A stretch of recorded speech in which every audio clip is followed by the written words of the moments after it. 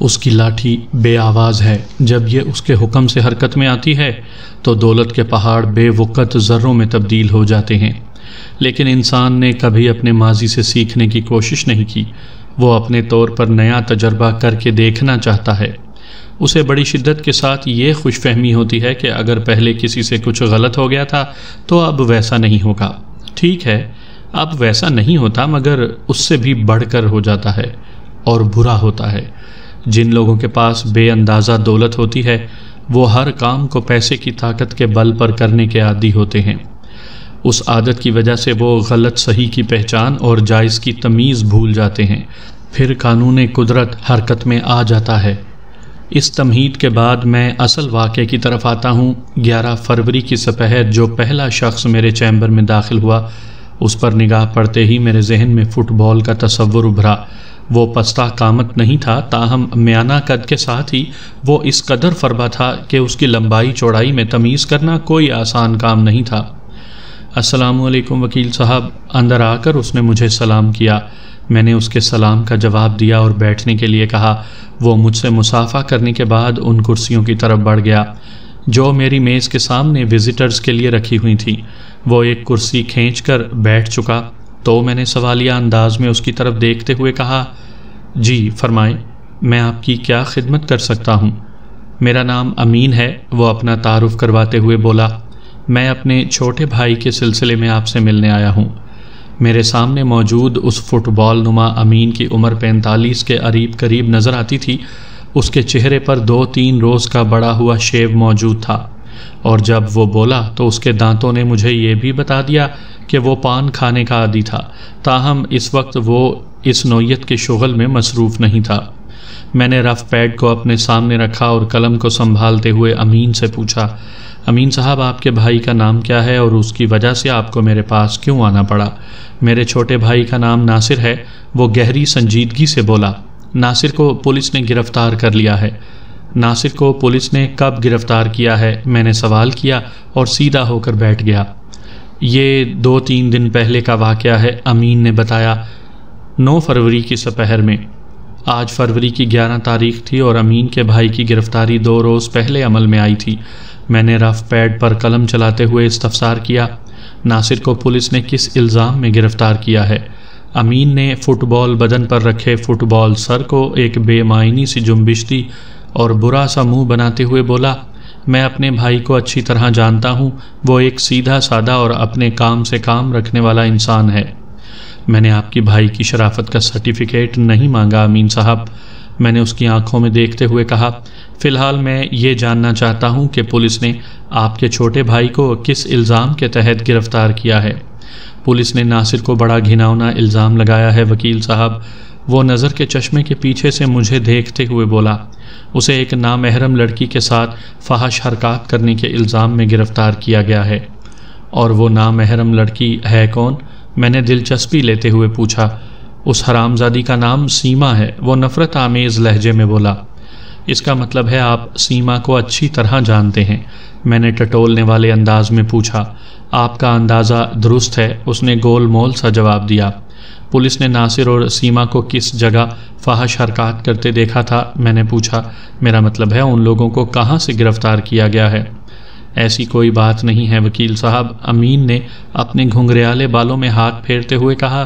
ناصر اس قسم کا لڑکا نہیں ہے امین صاحب، میں نے ایک لفظ پر زور دیتے ہوئے کہا۔ میں اپنی طرف سے آپ کے بھائی کو مورود الزام نہیں ٹھہرا رہا۔ آپ کہتے ہو ناصر بے قصور ہے تو یقیناً وہ بے قصور ہی ہوگا۔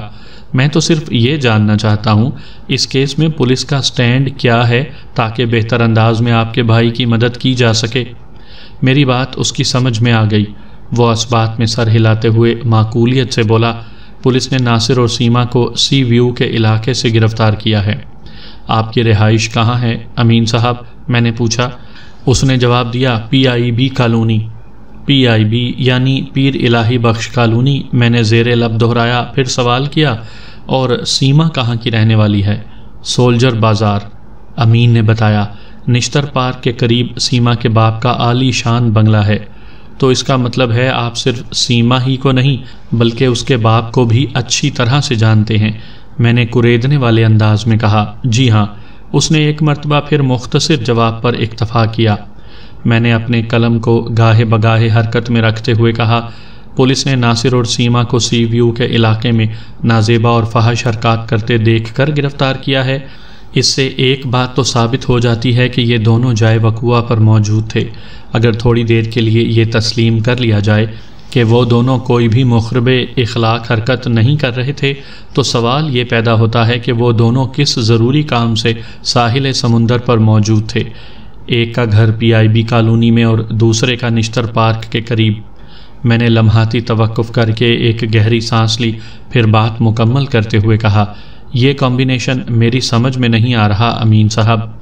میں سمجھتا ہوں میرے بھائی کو اس مصیبت میں پھنسانے کے لیے اس حرافہ سیما نے ایک سوچی سمجھی سازش سے کام لیا ہے۔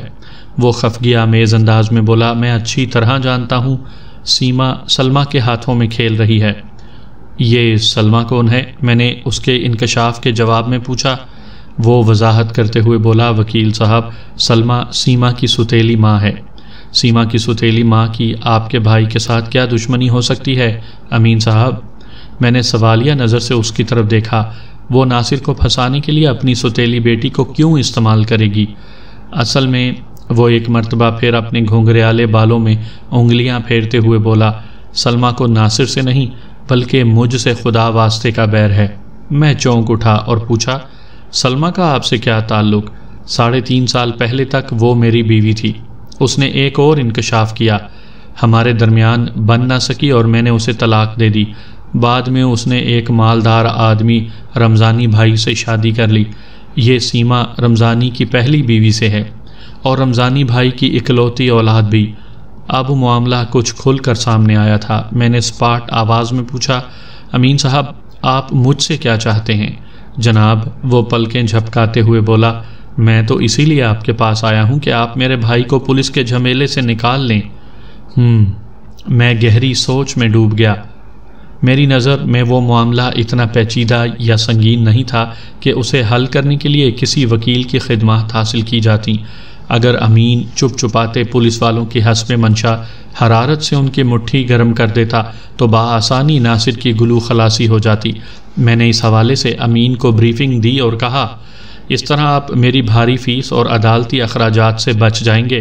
علاوہ ازیں عدالت کے درجنوں چکر کاٹنے میں نہ تو وقت برباد ہوگا اور نہ ہی ذہنی کوفت برداشت کرنا پڑے گی۔ اس نے حیرت سے آنکھیں پھیلا کر میری طرف دیکھا اور بولا، تو گویا آپ مجھے پولیس کو رشوت دینے کا مشورہ دے رہے ہیں؟ آپ اسے میرا مشورہ جان کر اپنے ذہن کو الجھانے کی کوشش نہ کریں۔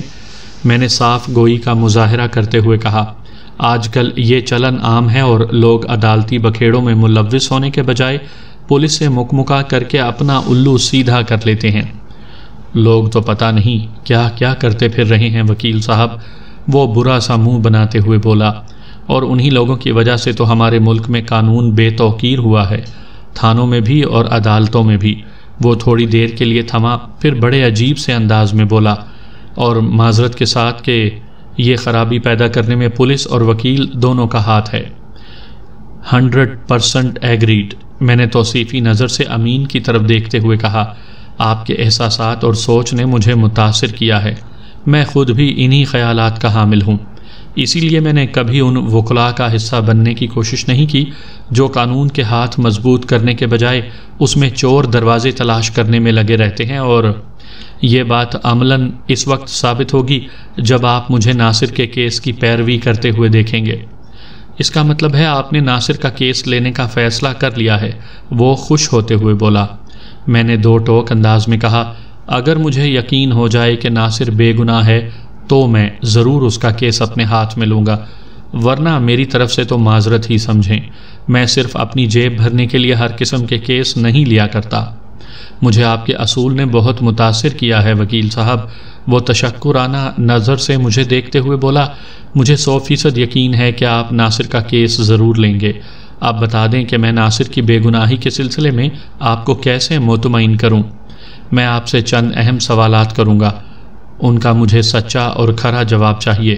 میں نے واضح کرتے ہوئے کہا، آپ کے جوابات نے اگر مجھے مطمئن کر دیا تو سمجھ لیں کہ میں آپ کے بھائی کو باعزت بری کروانے میں اپنا تمام تر تجربہ لگا دوں گا۔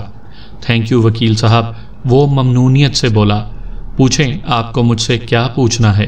پولیس نے سیما اور ناصر کو 2 دن پہلے سی ویو کے علاقے سے نازیبہ حرکات کے الزام میں گرفتار کیا تھا۔ میں نے گہری سنجیدگی سے کہا، اس کا مطلب ہے اب تک انہیں عدالت میں پیش کر کے ریمانڈ حاصل کر لیا ہوگا؟ جی ہاں، اس نے اس بات میں گردن ہلائی۔ گزشتہ روز صبح یعنی 10 فروری کو پولیس نے ان دونوں کو عدالت میں پیش کیا تھا۔ اب وہ عدالتی ریمانڈ پر پولیس کسٹڈی میں ہیں۔ وہ کون سے تھانے کی حوالات میں بند ہیں؟ میں نے پوچھا۔ اس نے متعلقہ تھانے کا نام بتا دیا۔ میں نے سوال کیا، کیا آپ تھانے جا کر ناصر سے ملاقات کر چکے ہیں؟ جی، جس دن انہیں گرفتار کیا گیا تھا میں اسی رات ناصر سے ملنے تھانے گیا تھا۔ وہ اس بات میں سر ہلاتے ہوئے بولا۔ ریمانڈ کے بعد بھی میں نے ناصر سے ملاقات کی کوشش کی، لیکن پولیس والوں نے مجھے اس کی اجازت نہ دی۔ جب 9 فروری کی رات آپ ناصر سے ملنے گئے تھے تو اس وقت پولیس نے رکاوٹ بننے کی کوشش نہیں کی تھی؟ میں نے دریافت کیا۔ جی نہیں، اس نے نفی میں گردن ہلائی اور بولا، میں سمجھتا ہوں پولیس کی اس درد دلی کا ایک خاص سبب تھا۔ کیسا سبب؟ میں نے چونک کر سوالیہ نظروں سے اس کی طرف دیکھا۔ وہی جو تھوڑی دیر پہلے آپ نے ابھی بیان کیا ہے، وہ ذو معنی انداز میں بولا۔ اوہ، میں امین کی بات کی تہہ تک پہنچ گیا تھا۔ مطلب رشوت؟ جی ہاں، میرا یہی مطلب تھا۔ بات کس طرح ہوئی تھی؟ میں نے دلچسپی لیتے ہوئے پوچھا۔ جب مجھے پتا چلا کہ میرے چھوٹے بھائی کو پولیس نے گرفتار کر لیا ہے تو میں بھاگا سیدھا تھانے پہنچا تھا، وہ وضاحت کرتے ہوئے بولا۔ میں نے قسمیں کھا کر پولیس والوں کو یقین دلانے کی کوشش کی کہ ناصر ایک انتہائی شریف النفس اور سلجھا ہوا انسان ہے، لیکن وہ ناصر کی بے گناہی کے حوالے سے میری کوئی بھی بات سننے کو تیار نہیں ہوئے۔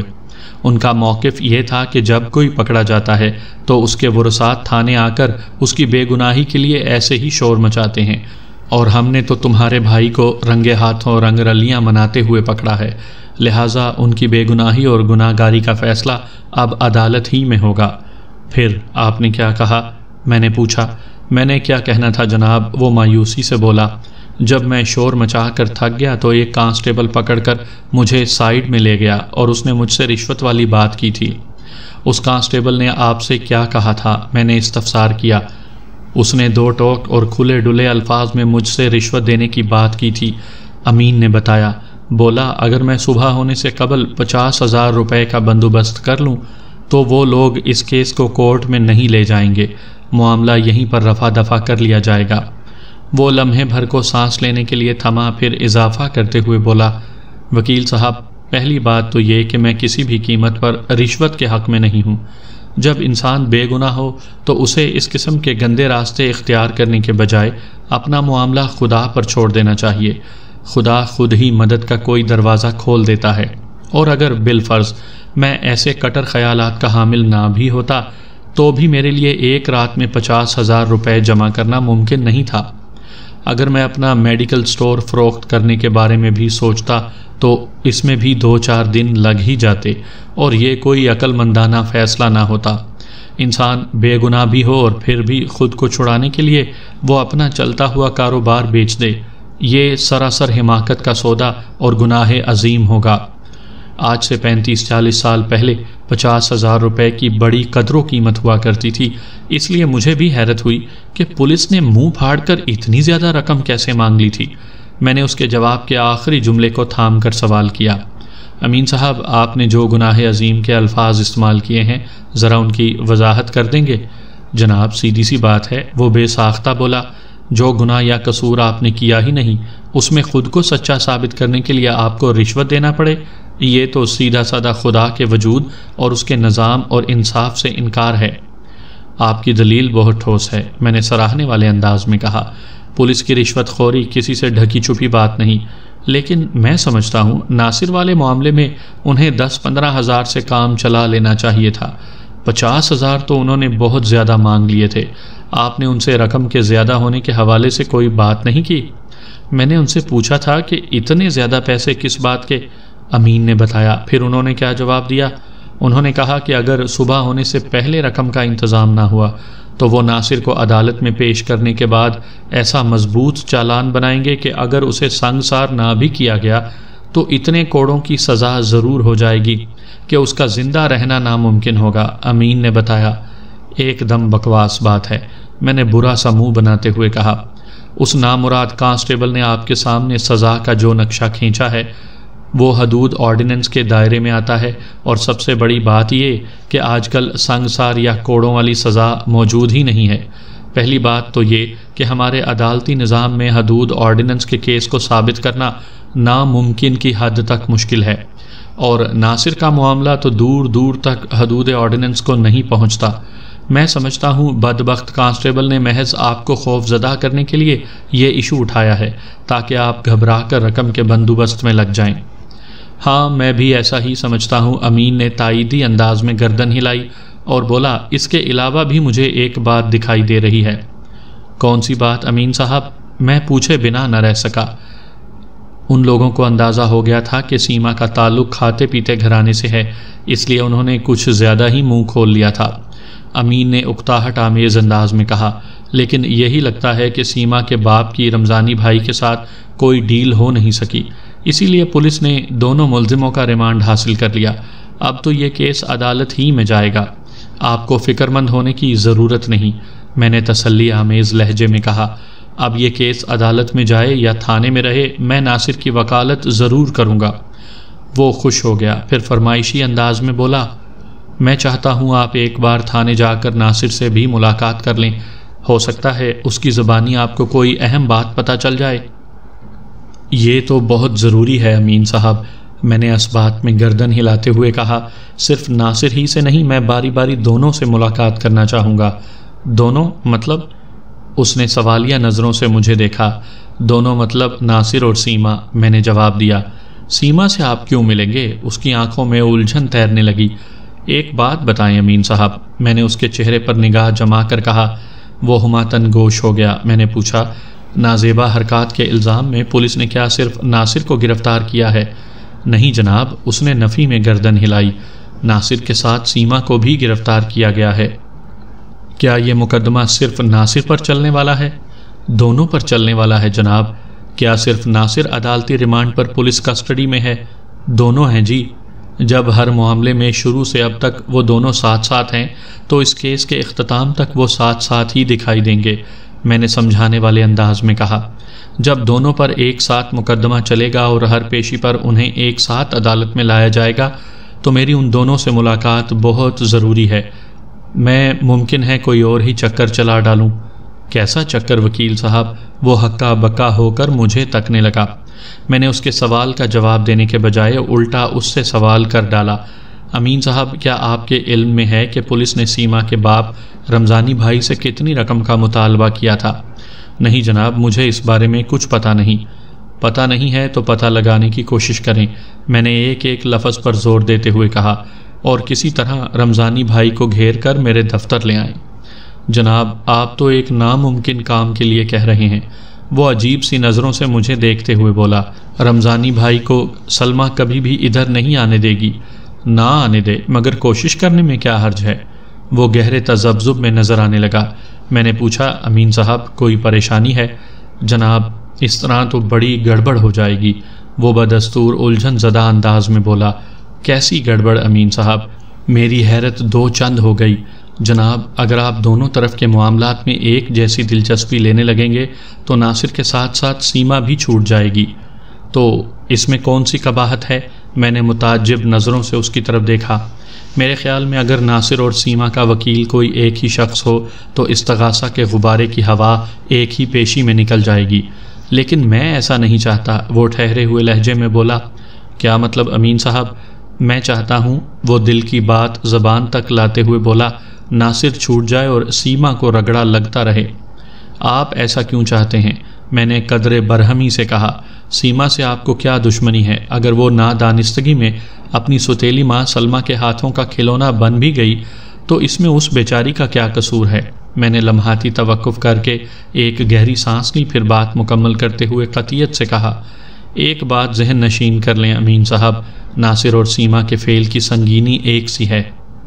اگر سزا پائیں گے تو دونوں، اور باعزت بری ہوں گے تو بھی دونوں، بلکہ اس نوعیت کے معاملات میں تو لوگوں بلکہ عدالت کی ہمدردیاں بھی عورت کے ساتھ ہوتی ہیں، اور عموماً یہی خیال کیا جاتا ہے کہ ساری بدماشی لڑکے کی ہوگی۔ وہی لڑکی کو ورغلا کر کہیں ویرانے میں لے گیا ہوگا۔ آپ اپنی پوزیشن کی نزاکت اور معاملے کی سنگینی کو سمجھنے کی کوشش کریں تو یہ آپ کے حق میں بہتر ہوگا۔ میری بات شاید اس کی عقل میں بیٹھ گئی۔ اسبات میں گردن ہلاتے ہوئے بولا، آپ ٹھیک کہہ رہے ہیں وکیل صاحب۔ آپ کے اور آپ کے سابق بیوی سلمہ کے درمیان جو بھی رنجش اور چپکلش ہے اسے فی الحال ایک طرف رکھ دیں۔ میں نے گہری سنجیدگی سے کہا، اس وقت آپ دونوں پارٹیوں کا دشمن پولیس یعنی استغاثہ ہے۔ اگر آپ دونوں فریق کندھے سے کندھا ملا کر استغاثہ سے فائٹ کریں گے تو جیت بھی آپ دونوں ہی کے حصے میں آئے گی، ورنہ یہ کیس چوں چوں کا مربع بن کر رہ جائے گا۔